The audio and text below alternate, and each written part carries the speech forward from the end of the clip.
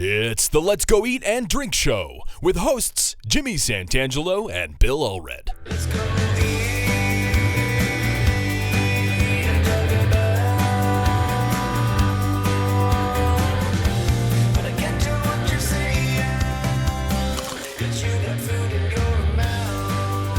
I'm your announcer, Zach Caton, and we're coming to you live on tape from the beautifully appointed Media Center at Visit Salt Lake. Wouldn't you like to record in a studio like this? Maybe you can. Visit www.visitsaltlake.com. Our guest on today's Let's Go Eat and Drink Show is Tiffany Clason. Tiffany is the director of the Utah Department of Alcohol and Beverage Services. And now, here are your hosts, Jimmy and Bill. Thank you. No, thank you. I hope I was okay. I really wanted to lean into the plant-based diet, but also the bread and some history there. I knew you would appreciate that. Yes. Or trust that you would have. And there's some butter here, high salt, high fat, deliciousness from France. Yeah. But now, are you in a plant-based diet? Are you a vegetarian? So vegan actually, and I'm gonna have some of this cheese today. I typically say plant-based mainly because I feel like when you say vegan, there's the assumption that it's on issues of ethics, right? Animal ethics. It's not. Like, I'm fine for animals are here for a purpose. I hunt. I have hunted. So I am all okay with the consumptions of animals. It's amazing though. When I am eating a plant-based, I just feel really good. I have like massive amounts of energy. That's great. I feel really great. So that's the main reason. Yep. Can I have a little bit right now? Yeah, please. And this is butter. Okay. This is the butter. So. All right. Bread is great, by the way. This is fantastic. And were you a baker there or no? You were on the marketing side or something. The marketing and sales side. So we were launched. Yeah. Let's get right into it. Sorry about that. We'll get right into it, and we're probably rolling right now, I would think. Okay. This is Tiffany Clason. She is the director. Is that what your official title is? I am the director, yes. Of the Division of Alcohol and Beverage Services, DABS. Yes. Not DABC any longer. That was one of the first things you did, right? That was I'm going to change the name. Yes, and we were really glad to have a governor and the legislature who supported that. But in looking at a lot of the things that we wanted to accomplish and do, working with stakeholders, working with other people, just felt like it would be a good way to keep us accountable, a way to like live up to something, right? Like the governor really wants to have state government be more customer service centric, whether you're the, it's tax commission, driver's license division. So it was a way for us to kind of rebrand ourselves. We do control, every state controls, because every state in America regulates the sale of alcohol. So we're no different in that respect, but it helps us really think about what we want to accomplish. As a government agency, we want to be service driven, we want to be customer service focused, and so we were really glad to have some support to make that name change. By the way, thank you for joining us today, and I think that with Tiffany, Ms. Clason being our guest here, they'll be playing this podcast in every one of the state liquor stores throughout the state, and this will really boost this should boost the audience quite a bit. 24/7. Just put it on a loop if you wouldn't mind. I know you serve how many customers do you serve? That's actually a great question. Yeah, I don't know what our occurred to me. actual customer count is. I don't have that data. But that just occurred to me, like 20 million a year. Or, no, I don't have that. Now I'm going to have to look at that. That would be interesting. Would you do it through the register sales, like per ticket sale? Everyone, we do get a lot of questions. My mind immediately went to privacy because we do scan IDs. We do not keep that information. We do not keep that data. Are people still bitching about having to haul out their ID every time? I do think some people find it inconvenient, and I get it. It is an extra step, but it is a way to make sure that we keep things very safe. And really, it's for our cashiers to make their jobs and lives easier. So we're definitely okay with the decision. But So you can't get the data from that because you don't save it. can't get the data from that, but we do have transaction data. How many transactions? data. Yeah. I just don't happen to know that. So Tiffany Clason, I can call you Tiffany, yes? Yes, of course, please do. Tiffany, let's talk about how you got here. I mean, how did you get to be the director of alcohol and beverage services in the state of Utah? Where did you come from? Sure. Where did you go? What's your career path? Yeah, so it's interesting. I get that question a lot, and sometimes I give talks, to college students, and it's, did you do poli-sci? Did you do business? And the answer is, I have a really, what I say is a higgledy-piggledy path to this job. I have two parts of my resume that could not be further from one another, but you mash them up and it's perfect for this job. So I have a 12-year stint in public service in government, having worked for the U.S. Senate, for the U.S. House of Representatives, and then here in the state of Utah for Governor Herbert and now Governor Cox. Before then, I worked in hospitality and retail. So I worked for a parent company called IAWS, which was a big Irish conglomerate that owned an American bread brand called La Brea Bakery. Oh, yeah, sure. Yeah, so it was Nancy Silverton. She was the pastry chef for Wolfgang Puck in Los Angeles. She created her own pastry and artisan bread line, did really well here in the States, and she wanted to expand and have a European footprint. And so I was part of that team that went to England, and we launched not only in food service, so in restaurants, hotels, B&B, that bread line, but also into retail. So there it was Sainsbury's, Tesco. When I those were the stores, the grocery so very stores. similar to like a Smith's or Walmart. Yeah. Sure. And then as I was getting ready to come back to the States, we launched in Costco. So the first Costco that La Brea Bakery bread was in was actually in England, and we helped launch it. So yeah. And it still does extremely well? It does, yeah. It is what's known as par-baked, artisan bread. And so every piece of bread is still artisan. It's scored by hand. It's sourdough based. And there's many different SKUs of it. It's par-baked, so it's very easy to finish off.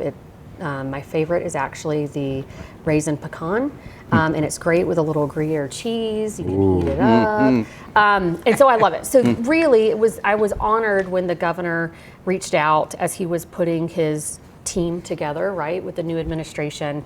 And it was really an opportunity, like what other job mashes up a background in hospitality and retail, which is what this job does, both hospitality and retail, with public administration, government. And so it's been a great opportunity to really take both parts of my experience and hopefully use them for the greater good here in the state of Utah. And we have some bread here. Jimmy, where's this Table from? X picked it. You better get there early, man. They were selling out. I was there after I dropped my son off at school. We have their Salt Lake City sourdough loaf right here. That's available daily. And then we have this bread. I thought of you when I did this, and their einkorn pain de mie. Only available on Wednesdays. The pain de mie or milk bread is made from house-milled Central Milling einkorn flour and local dairy from Rose Hill Dairy. Einkorn is a heritage grain praised for its corn-like flavor and richness, making our pain de mie a great option for sandwich bread. It can also be used in a variety of different applications. Here we're having it with some delicious salted butter. And it is great bread. Great really density, great flavor. It's lovely. And which one is this? Is this the milk bread? Yeah, Yes. it's the milk bread. It's really good. Yeah. Really good. Nice. So here we are. You get to Utah, and you become the director of alcohol and beverage services. Your job entails overseeing everything, making sure that everything's running the way it should. But what's your overall philosophy of what you do? You're dealing with a product that some people think, and Utah is no different from any. There are people who think that alcohol should just not be tolerated. It should not be around. And then there are people who say, I can't live without it. So how do you deal with all that? Yeah, it's interesting because it is in many respects sort of these competing interests from the prevention education aspect of what we do, We then the law, right, actually tells us, it says, like, you need to, responsibly provide. So that's what we do through our retail operation.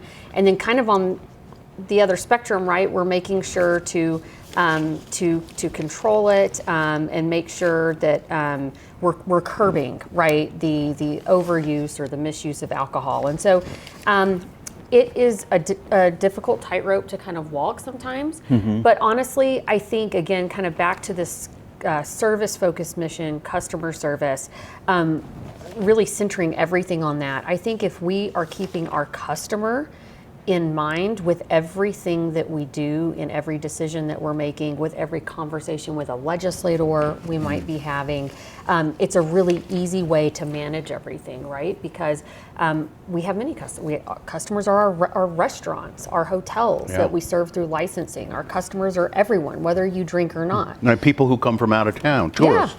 Tourists. Yeah. We're serving everyone in all of the things that there's a lot of needs, there a lot are of perspectives. Yep. How many control states are there in the country? Because I know some states went privatization. Are we down like 16 and 17? 17, and is the county in Maine still isn't there like a county in Maryland? Maryland, that's what it is. Okay, Maryland, and we have 53 wine stores here, outlets. 54, 52 right now. In Utah. Yep. Yeah, in Utah. How much? So this is a big money industry. I mean, there is a lot of money generated through the sale of alcohol. Do you happen to know what that is off the top? We're approximately 580 million. So I won't be surprised if next year we hit 600 million. So we're over $500 million in our total revenue. Now, where does that money go? What happens to it? I believe strongly we're a real reason that taxes are able to be kept low, right? We get to help fund programs, public safety programs. The school lunch program is funded through alcohol sales. We have law enforcement that gets a direct line item, parents empowered. After those line items are funded, everything else will go back to the general fund, which is typically over about 130 or 140 million dollars goes back. And so that is for lawmakers to spend however they deem it's important to be spent. So I mean, the more money that you can help them make, the more secure your job would be and the happier they would be. Yeah, I mean, again, it's making sure that as we, do maximize revenue, that our retail operations are profitable, they're efficient, that we are making sure to have that balance of with our prevention education efforts, parents empowered on the public safety front too. Yep. Now you've made some innovations since you've been here. How many years have you been on the job? 3 years now. 3 years. So you've made some innovations. Why don't you talk about those a little bit? Some of that you're most proud of, and are there things coming? Yeah. Look, we've been able to accomplish some really simple things. When I first came on board, we were still using like old school time clocks in our retail operations where you had to punch. Yes. And very antiquated, not at all efficient. So you have these store managers where we're having really significant labor shortages at the time. And so you had managers that were already strapped for time that were spending like upwards sometimes 10 hours a week, like filling out the time cards for all their employees. And then, is this a 7 or a 1? What did you put here? So that's a really simple innovation that we were able to do. We now have these really great snazzy digital time talk cards. With the hospitality community, we've just launched an online compliance system that's now digital. So our hotels, restaurants, business owners in hospitality that interface with us, they can apply for a license all online. They can renew a license online. They can also pay for that online. They used to have to bring us checks and money orders, which is like, what are we doing in the 2020s dealing with checks and money orders? Can they order online? Order their product online, alcohol online? Because it seems to me I see people in the liquor store sometimes that work at restaurants or something, and they're there with their list. Yeah. So licensees, that's what we call our businesses, right, that work in hospitality.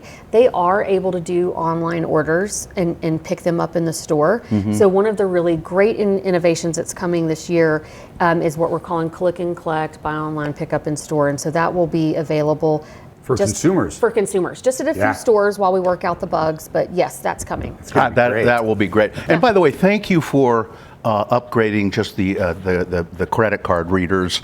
It took a long time for the one downtown to get upgraded. The one on the Avenue's got it, you know, and you can just I don't have to stand here for 4 minutes. It only takes 40 seconds now. It's great to have that smart pay. Those tap and they were really slow. The old ones were really slow. Other innovations, though, I mean, so elaborate on that a little bit. I'll be able to order what I want. Even if it's just a bottle of something, online, pay for it online, and then just drop by the liquor store and pick it up. Yeah, you'll make that. They'll do an ID check. You'll be able to pick it up and go. If while you're there, so payment will be online as well for the consumer side. Yeah. Wow. That's really nice. That's very nice. Yeah. No, I mean, for someone like me who is a working mom, I'm very excited about this opportunity. We were joking kind of before the podcast. I think you were out getting the bread. It gives me so much anxiety to take my kids to the liquor store, and not for the reasons you probably think.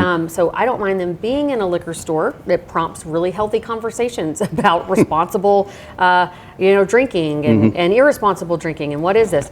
It gives me anxiety because I have a 12 and a 6-year-old, and so my worst fear, exactly, like, where are these elbows going? Like, no, your fingers don't need to be on all of these. So it makes me excited that, I could feasibly, if I know I'm going to entertain people at home, the next day, I can at lunch place my order, go pick it up before I go pick the kids up from school in the early evening, and then just be done with it. Yeah, that's going to be brilliant. Here's an interesting thing about the liquor stores that people don't know, and I think Tiffany can confirm this. If you take your bottle of liquor, and they're mostly still all glass, wine, and you somehow accidentally drop it, you break it, you can take it back to the liquor store, and they will give you a new one. And I didn't believe this was possible, but my wife told me I dropped it. I got this bottle of, I don't know, booze of some sort, and I dropped it in the driveway. And she said, they'll take it back. No, come on. No, I said, okay, I'm going to call them. I call, will you take this back? As long as the seal hasn't been broken on the lid, we'll replace it for you. Yeah. I was just blown away. It's only happened to me once. Right. Because I'm very careful. But I mean, so that's still the case. Yeah, we have worked really hard to try to have a flexible return policy. There are some items that we won't return or exchange just because it might, if it hasn't been stored properly, it may have spoiled. But we do try to be flexible, like, again, to provide good customer service, because we do realize that accidents happen. And and a bottle of wine that's gone off, which happens occasionally, you'll take it back. Yeah. How about refrigeration in the liquor stores? There's it's always bugged people that the beer can't be cold, and what is that happening? That's an innovation that we've been able to deploy in the last couple of years. It was one of those interesting ones. When I came on board, there were kind of like a top 5 list, and that was one of the ones I frequently heard about. I'm paying top dollar for this craft beer, and I can't get it cold. And I get it, right? I know when I first moved here 9 years ago, I also was kind of confused, like, oh, I can't get a chilled bottle of champagne to go take to that birthday that I'm headed to. So it really was just about having conversations with the right people. Like, let's talk to legislators, let's talk to policymakers and see, why hasn't this been done before? And those conversations were really productive. And so we were able to figure out, fiscally, we made a business case, we looked at the data, we had been collecting consumer data on it. And so it really put us in a good position to be able to talk to lawmakers, talk to prevention advocates and other people that needed to be part of this, deserve to be part of this conversation. And we moved forward with it. First at our Taylorsville store when we opened it.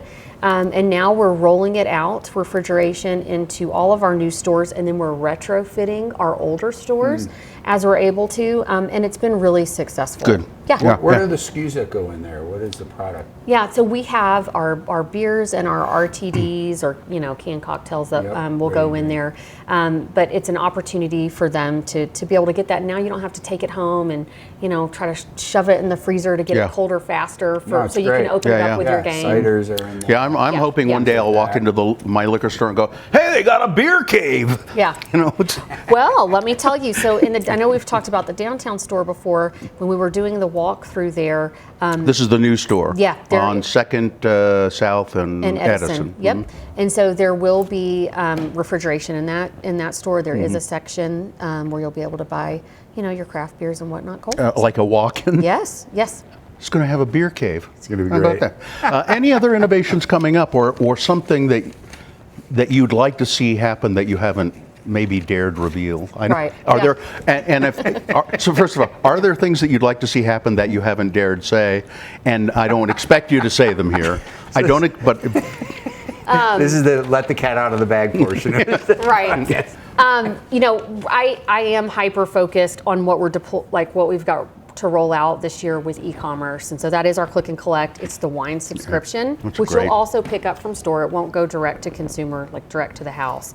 But it's really excited about that and the potential of that. So let me understand what you're saying there. The wine subscriptions, like the wine clubs, like I can now join the NPR wine club, which I don't know why the hell I would ever do because it's stupid. But yeah, we've got a team of people that are putting together a wine subscription service, Utah Wine Club.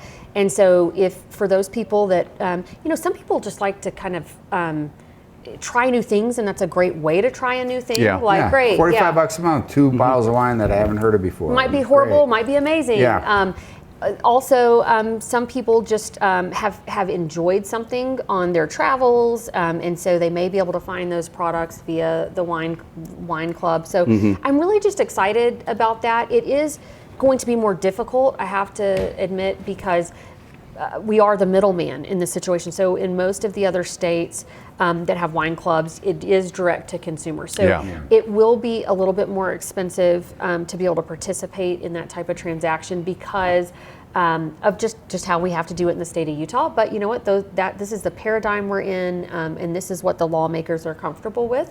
And so I'm excited that we're working to try to make something work in our current legal context.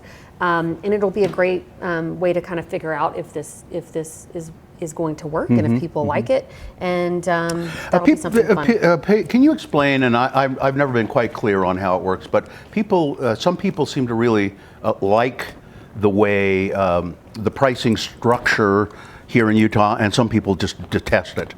Right. What is that structure? Yeah. So we have a markup, right? So there's a markup on anything beer that is 5% ABV and below. That is what you can, of course, buy at the grocery store or at a Maverick or some other convenience store. Anything that is above that 5% ABV is sold at our stores, and then wine and spirits. And there's a markup, a non-negotiable markup attached to that. For wine and spirits, it's 88%, and it's a little over 65% for the heavy beer. So that is fixed. It's not the highest in the country. There are states that have higher markups on their alcohol. One of the neat ways when you kind of get a screaming hot deal in the state of Utah is with our rare and high demand products. So there are, let's just go with Pappy's because that's a really easy one. Pappy Van Winkle. Pappy Van Winkle. If you buy that in what we call an open state, so a non-control state, you might, those bottles go anywhere from $1,200. You might even pay $3,000 or $4,000. It's all about supply and demand. Here, because we receive an allocated item, we just apply the 88% markup.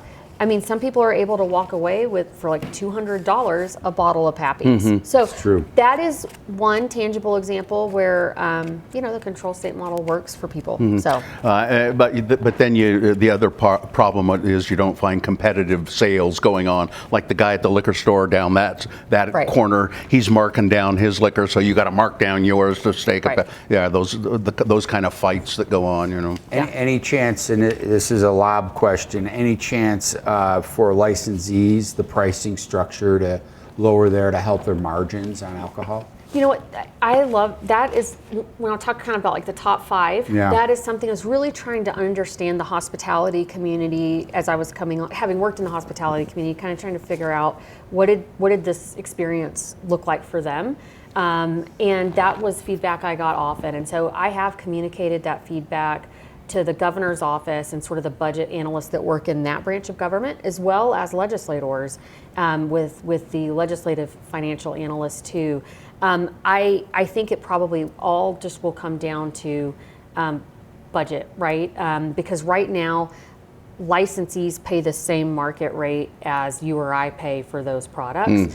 There have been conversations to see about possibly giving them a break. None of that has been seen in the form of like a bill or legislation. Sure. But yeah, I can, in most other states, the hospitality community does see some kind of like wholesale pricing, and so that is something I hear quite a bit. Some of the other control states do have models that reflect that. And one thing that was really representative, sorry Bill, that over the pandemic when restaurants were closed down, liquor sales and purchasing still maintained and or went up to really justify how much licensees really do buy. So by giving them a little break wouldn't, I think, be budgetary. But I'm glad that you're listening to that. Thank you. One other item in the past, and I don't know if this is still. There have been issues with low wages and low morale for liquor store employees, particularly, and managers. Is that being addressed? It is, and even though I would say we have addressed it, we have to keep addressing it, right? Because compensation is something that if you want to make sure that your workforce has competitive compensation and you can keep your turnover low and keep people happy, you have to stay on top of that. And so we had a lot of support my first year from the legislature where they got it. I mean, we had alarmingly high turnover rates, like in the 120%. And so they created a bill where now every year a study is conducted to look at our wages, our compensation for retail and warehouse workers, and they compare it to private sector retail, and they take a median of that, and if the DABS employees that fall in those categories, if they are not median, then over that next budget year they are brought to median. So that is a really been a really positive thing. So we have seen their compensation improve.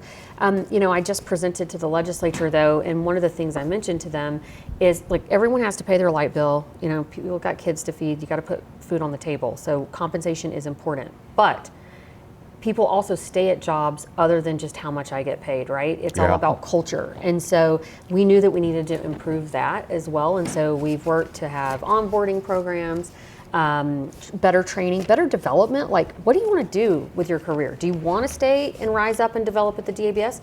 Do you want to go somewhere else in state government? If so, let us know so that we can help get you additional training. And are there opportunities for advancement? I mean, there are. Yeah, absolutely. And so, case in point, we've seen our employee turnover reduce to 71%. It's noticeable. It's really noticeable. And I think so. Yeah. We did a survey recently, and it's an employee survey, and 83% of our employees said that they are either satisfied or extremely satisfied to work at the DABS. Yeah, I think I've noticed, I have really noticed an improvement in morale and just because just the interaction you have with that individual working the cash register, it's like hi, how are you? I'm going, great.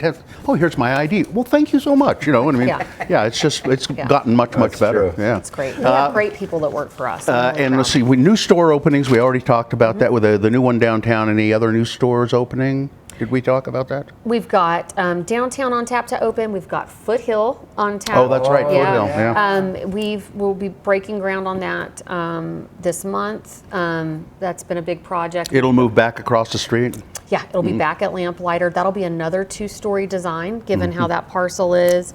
We'll have a new sugar house, a new sugar house to replace the one that's there. So that's my neighborhood store, and so. I know day in and day out how unworkable that space is. It's a good store, but there's a good inventory, but it's Do you have a different crowded. footprint? Where are you locating it? Yeah, so we. Tell me you're going to put it by the Sizzler. You're going to replace it. Do you know how many times we've gotten that? Unfortunately, there's a big proximity problem since it's right there at the park. Yeah. So we actually have we have a deal, we have a spot in that new Sugartown development where the Snell Grove ice cream is. Oh, yeah. That project we've just recently found out might be delayed just with the economy. So we are actually looking now to potentially move. And I can't mention where that will be. It's in the Sugar House neighborhood. And if and when we're able to make it happen, it's going to happen really quick in a couple of months. And so that'll be exciting. It just, that store, given the density of people that now live in Sugar House, we just need greater square footage to really make that store safe. They do a great job. They do, and when they expanded the wine there, they made it almost more of a wine store. And it's a good store, but it is crowded and the parking is So terrible. I know we didn't talk about asking this question, but is there any chatter about 2034 in our horizon with the Olympics? Any chatter about potentially having beer and wine in the grocery stores? So I have not heard any, lots of conversations about the Olympics. Sure. I've not heard those specific conversations. I know there are, a lot of people that would love to have the convenience of having heavy beer or wine or even spirits in the grocery stores. I don't know that that's where our policymakers are, just from a safety perspective and kind of where things are. I do think we kind of saw a nice trial run for the NBA All-Star games last year. It was right over here. Yeah, and some things that I think lawmakers were really committed to making sure that was a successful event. And it was a global audience. We had a ton of people down here activating our restaurant and hospitality scene, definitely activating our retail operations. And so I do think that that was, for us, I know we were really collecting anecdotal data and sales data and working with the hospitality community to understand what occurred during that event that really we need to start thinking about between now and, fingers crossed, the Olympic Games in 2034, so that we can be a part of those conversations and help policymakers be prepared for those conversations. Hold out hope, my dear friends. Hold out hope. Well, cheers to maybe that. beer and wine. Potentially. Maybe even spirits someday because you can still control it. I mean, it probably becomes a little more difficult to do, but it's controllable. You can control it In a retail environment. Grocery store environment. Yeah, it takes the grocery stores to buy into it too, obviously. You got any news for us, Jimmy? I do have news. We have. It's time for Jimmy to do some news. Yeah, I got some news. I'm going to do two quick articles. They're kind of small. One is selfish in my end of the world. The Court of Master Sommeliers of the Americas is proud to welcome two new members to the organization, Jonathan Echolt from New York City and Mark Guiado from Phoenix, Arizona. Mark, if I mispronounced your name, sorry about that. 34, so have you ever heard of the sommelier, master sommelier? There's only a couple hundred in the world, right? And 34 individuals from 16 states and 3 countries attempted recently the Master Sommelier Diploma examination, proctored by the Court of Master Sommeliers Americas. Now, you're a sommelier. I am a sommelier. Are you a master? Level, no, I'm not a master, but I do study both tracks of Wine and Spirits Education Trust, the WSET. That's where I'm an educator through, so I certify people up through that level. And then I've taken the Court of Masters, this track, quite a bit. And there's even another one, American Sommelier Association. I didn't mean to interrupt your story there. Out of 34 hopeful candidates that sat for the exam, only 2 met the qualifications to be awarded the title of Master Sommelier from one of the world's most influential wine organizations. Congratulations to these 2 individuals, as well as to those that participated. Why? Because you have to even be invited to sit for the exam. You can't just sign up for it willy-nilly. You're invited. So that in itself is an extreme accomplishment in the field. We do have one master som. He's an elder gentleman that lives up in Deer Valley, Park City area, Jeremy Ranch area. He snoops around every once in a while here in Utah. Lurches around. Yes. You can notice him with the big test of V. I'm a master sommelier. Yes. I'm a master. Yes. They still have those little spit cup things. Yeah, that's the test of in. It's like that what it's called? Half donut looking silver thing. Yeah. All right, more wine is being spilled in the streets as Bordeaux wine growers join fellow French farmers on the barricades. Struggling Bordeaux, so this is in France, with the farmers, and there's a lot of rioting right now. They're blocking Paris, but the winemakers are getting involved. So the farmers, at least. Struggling Bordeaux wine growers joined protests by thousands of farmers across France. Demonstrators blocked highways with tractors and hay, disrupted traffic on a busy motorway. I was surprised to find out there were farmers in France. I thought there were farmers where it was only America we had farmers. I don't know. One thing that I find humorous is they even dumped manure and lit a bonfire downtown in front of the headquarters of the regional government, the Préfecture de la Gironde. Vincent Bouge, president of the Young Farmers of Gironde and the wine grower in Medoc, demands that the Bordeaux trade set a minimum for price for bulk wine, lower the fees that small growers paid the Bordeaux Wine Council. In fact, they also request to cut cuts to the bureaucratic red tape. Angry farmers referring to as much red tape as millefeuille, the infinitely layered French pastry. Always so dramatic with the analogy. I wonder if they have a future farmers of America, or a future farmers of France. Yeah, the Farmer de Future. The Farmer de Future. Not sure where this is going to end up, but if anything will motivate the French, it's going to be their wine. And that is your splashing. Tiffany Clason, director of the DABS, Division of Alcohol Beverage Services in Utah. This is like the second time we've sat, or third time I think that we've chatted. Gets better every time. Yeah, thank you. You're really fun to talk to. Oh, thank you. As are you guys. Well, thanks. Yeah. You seem to know what you're talking about, and you have great ideas for the future, and we're lucky to have you, and I hope the legislature and the governor knows that. Thank you. Yeah. And by the way, I'm always happy to be someplace where snacks are provided, so thank you. Okay. All right. Keep that in mind. All right, we'll keep that in mind. That's about it. Dawson, we're done, I think. All right, let me remind people that you can get a hold of us at theletsgoeatshow@gmail.com. We promise to not pay attention to your email or respond in any way. No, I mean, you can say whatever you want to us, and we'll say, well, that's your opinion. All right, that's it for now. So long. Thanks for joining us for another episode of the Let's Go Eat and Drink Show with Jimmy Santangelo. You can contact Jimmy at www.thewineacademyofutah.com. As for Bill Allred, it might be best to just leave him alone. Comments, questions, or angry complaints to the management should be directed to the Let's Go Eat Show at gmail.com. The Let's Go Eat and Drink Show is produced by Dawson Dow. Our theme music was composed and recorded by Doug Wild. Recording facilities as needed are by the Visit Salt Lake Media Center at www.visitsaltlake.com. The show is a Double Plus production. I'm Zach K. Really? During the recording? No, we'll do another take.